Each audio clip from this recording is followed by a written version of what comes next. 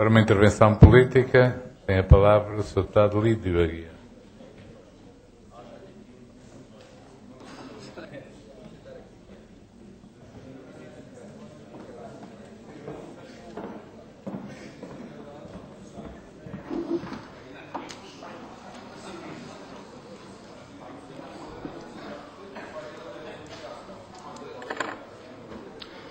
Sr. Presidente da Assembleia, senhores e senhoras deputados, senhores convidados na galeria, eu queria deixar aqui duas reflexões no início dos trabalhos de hoje.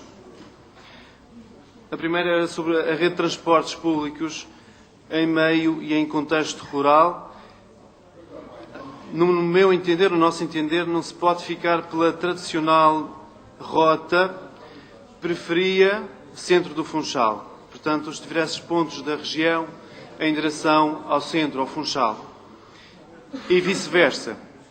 Hoje precisamos pensar um pouco mais nas pessoas menos desfavorecidas e também nas localidades e nas pessoas que estão mais isoladas e com pouca mobilidade. Hoje também precisamos pensar como utilizar melhor este tipo de transporte. Eu queria dar um exemplo. Por exemplo, em Câmara de Lobos, não são realizadas ligações dentro do próprio concelho. É exemplo do que acontece pelos restantes concelhos da região autónoma da Madeira, onde as pessoas, por vezes, têm de utilizar mais do que uma carreira para chegar a uma localidade relativamente próxima da sua. Portanto, existe ainda, no século XXI, algumas localidades isoladas. E era para essas pessoas que nós deveríamos, talvez, encontrar alguns consensos entre todos os intervenientes, empresas, instituições, juntas de freguesia, e encontrar, talvez, uma nova malha de transportes públicos para todas as localidades, especialmente aquelas que estão mais isoladas. E, portanto, essa era uma das reflexões que gostaria que hoje também houvesse debate sobre os transportes públicos, e especialmente em contexto rural. Temos algumas estatísticas em que a Direção Regional da Estatística da Madeira divulgou, em que de ano para ano se tem vindo a haver um decréscimo de pessoas a utilizarem estes meios, em que também há dados que existe um desinvestimento nos transportes públicos, há menor número de autocarros, há menor número de carreiras, portanto, pelos sítios e pelas freguesias. E a seguir, apesar deste desinvestimento, consegue-se ver ainda um total de 42%, uma média anual de 42% de frequências. E, portanto, acho que é um valor importante em que deve-se realmente olhar e se queremos fomentar ainda mais a utilização dos transportes públicos, às tantas tem que haver uma reestruturação e um melhor encaixe na sua área onde está a ser implementado de companhia para companhia, visto que é transversal a todas as companhias esse decréscimo de utentes. E, portanto, para concluir este primeiro ponto, queria que realmente, acho que deveria de haver um debate, deveria de haver um entendimento entre todos os intervenientes e que entendam e são entendidos na matéria, para que se tenha diferentes realidades em atenção para uma melhor implementação no dia-a-dia de todos os madeirenses.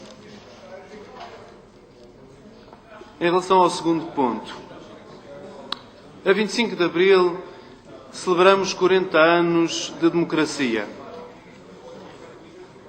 E é de discursos, portanto, é tempo, no nosso entender, ou pelo menos no meu entender, é tempo de adequar o discurso à realidade dos dias de hoje. E é discursos pouco reais que gostaria de falar hoje. Eu, como habitante do Estreito de Câmara de Lobos, como utente, como pessoa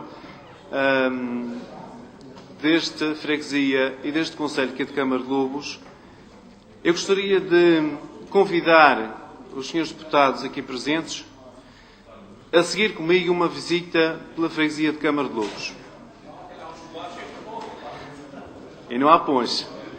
Portanto, vamos visitar Câmara de Lobos e, logo pela estrada regional, quem não se recorda, há uns tempos atrás, de uns grandes placares a anunciar o projeto do Porto de Pescas. Teve diversos hipotéticos locais de construção, mas queria que tivéssemos presente uma realidade. Esta realidade. Câmara de Lobos é um concelho com grande tradição e ligação ao mar. É uma cidade com gerações e gerações de pescadores, cuja pescaria é a sua profissão. É a sua fonte de rendimento. E hoje, em 2014, depois de outros portos feitos na nossa ilha, este projeto não passa disso. Um projeto em fase de estudo. Subindo um pouco mais, deparamos com uma ligação que se designa Via Expresso Câmara de Lobos Jardim da Serra, onde se verifica ao longo desse trajeto inícios dessa construção, entretanto parada já por algum tempo. Hoje fala-se que é uma obra para avançar, mas só até o estreito. Onde caiu a ideia de promover, facilitar as deslocações das populações das zonas periféricas para as zonas urbanas e vice-versa. Chegando ao centro da freguesia do Estreito, deparamos com outro ponto neste discurso que nós estamos a fazer ao longo desta caminhada pela freguesia e pelo concelho. Construção de um pavilhão ginocdesportivo e piscina anexa à Escola Básica do Estreito. Projeto este que também teve diferentes locais de construção e hoje, março de 2014, e após pergunta sem resposta no debate do Orçamento de 2014, este projeto nem consta no PIDAR. Na gaveta, arrumado na gaveta, mesmo havendo mérito e distinções em modalidades como o atletismo e ténis de mesa. E por fim, na zona mais a norte do concelho, temos o Curral das Freiras. Ligação do Curral das Freiras à sede do concelho de Câmara de Lobos. Um sonho, uma necessidade, o direito de estar ligado. Hoje ainda se ouve. Deparem-se, não está esquecido. Deixei aqui 4 exemplos que ao longo de muitos anos fizeram parte dos discursos daqueles que tiveram o voto para governar e com isto respondo àqueles que dizem hoje não há dinheiro. Isto está nos discursos dos nossos governantes há mais de 10, há mais de 15 e algumas até há mais de 20 anos. Houve ou não houve falhas nas prioridades? Afinal, o que falhou? Será que não houve aqui alguém que prometeu aquilo que não ia cumprir?